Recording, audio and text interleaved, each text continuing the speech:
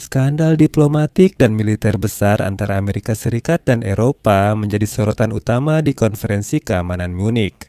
Orang Eropa akhirnya berselisih dengan pemerintahan Donald Trump.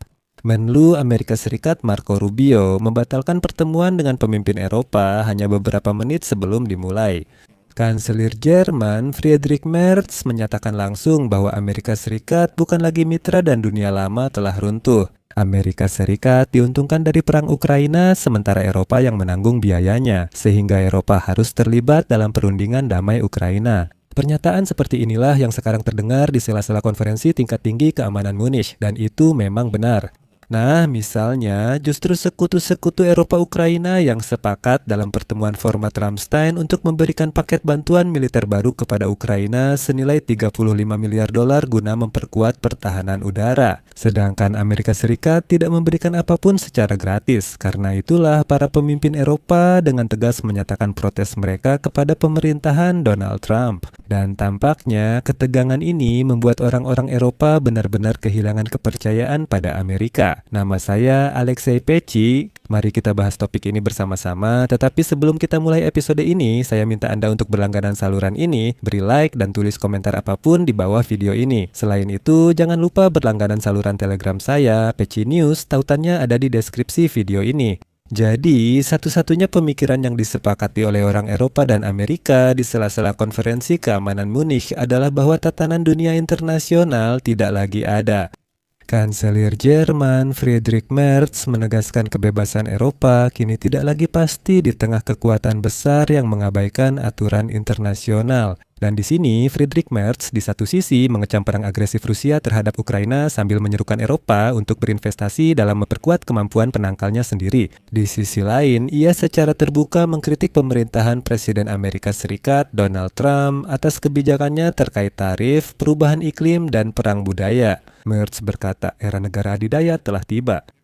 Sulit menentukan siapa yang lebih merugikan, namun dalam hal tatanan dunia lama telah mati, pemerintah Amerika Serikat tampaknya sependapat dengan Eropa. Tamu sekaligus Sekretaris Amerika Serikat Marco Rubio menyatakan hal berikut di Munich, kutipan, "Dunia lama sejujurnya sudah berlalu dan kita hidup di era baru geopolitik. Ini akan menuntut kita semua untuk memikirkan kembali seperti apa bentuknya dan apa peran kita. Dan menurut saya, Eropa membutuhkan kejujuran.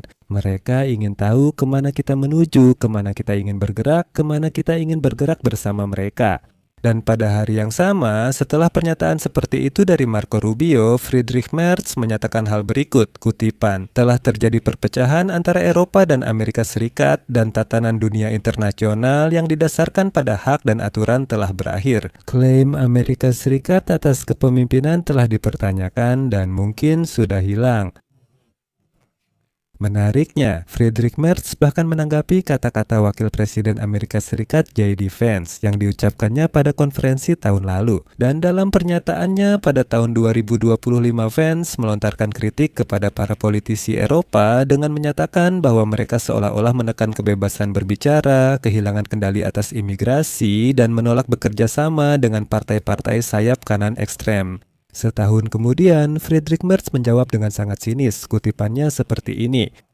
"Pertarungan budaya pendukung Make America Great Again di Amerika Serikat bukan urusan kami. Kebebasan berbicara di sini, di Jerman, berakhir ketika kata-kata yang diucapkan ditujukan melawan martabat manusia dan hukum dasar kita. Kami menolak tarif dan proteksionisme, mendukung perdagangan bebas. Kami mematuhi perjanjian iklim dan rekomendasi Organisasi Kesehatan Dunia, karena kami yakin bahwa masalah global hanya bisa diselesaikan bersama-sama." Kata-kata terakhir Merz mendapat tepuk tangan meriah. Ya, karena itu. Komentar-komentar ini muncul setelah pemerintahan Trump menaikkan tarif atas barang-barang dari Uni Eropa dan Inggris, serta keluar dari Perjanjian Paris tentang iklim dan Organisasi Kesehatan Dunia.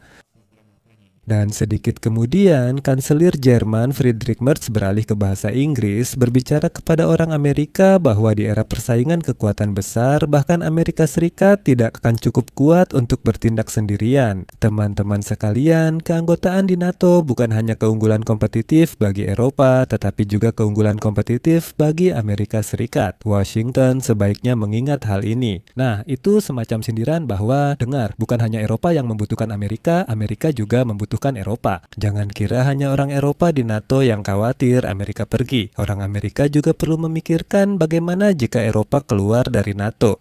Apa yang dilakukan Eropa dalam situasi ini? Baru-baru ini, Eropa menandatangani 2 perjanjian dagang besar yang tertunda lama karena bergantung pada Amerika, yaitu dengan negara-negara Amerika Latin dan India. Friedrich Merz pada akhir Februari pergi ke Tiongkok untuk negosiasi dagang. Trump yakin tarifnya akan memaksa Eropa datang dan memohon belas kasihan. Konferensi di Munich ini berlangsung hanya beberapa minggu setelah pertemuan para pemimpin dunia di Davos yang tegang. Di Swiss, di mana Trump menyampaikan pidato yang dengan tajam mengkritik para pemimpin Eropa atas kebijakan migrasi mereka, mengeluh bahwa Amerika Serikat berjuang dan jadi korban penyalahgunaan sekutu Eropa.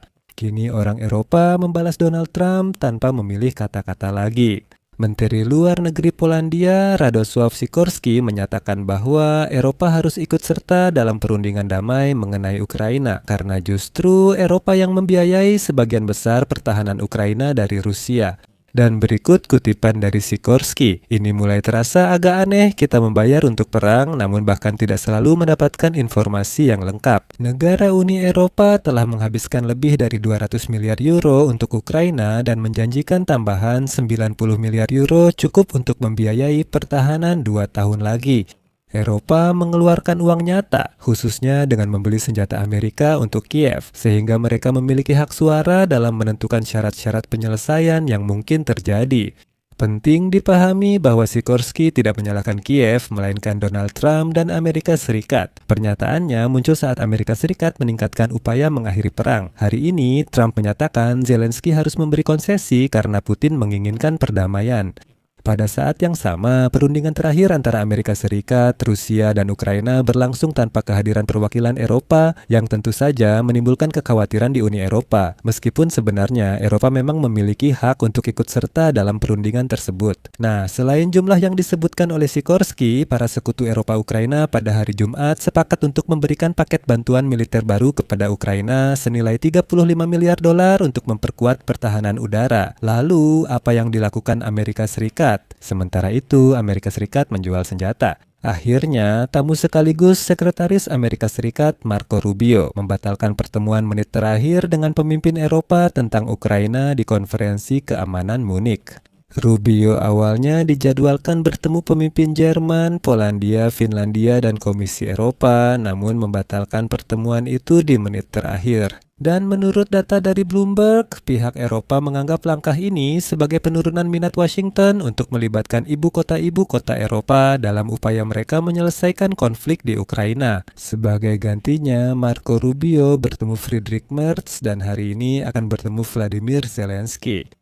Saya akhiri pembahasan di sini. Tulis pendapat dan kesimpulan Anda di kolom komentar, subscribe channel ini, tekan lonceng, dan beri like. Jika episode ini bermanfaat, Anda bisa mendukung saluran YouTube kami lewat donasi, langganan, atau menjadi sponsor melalui tautan di deskripsi video ini.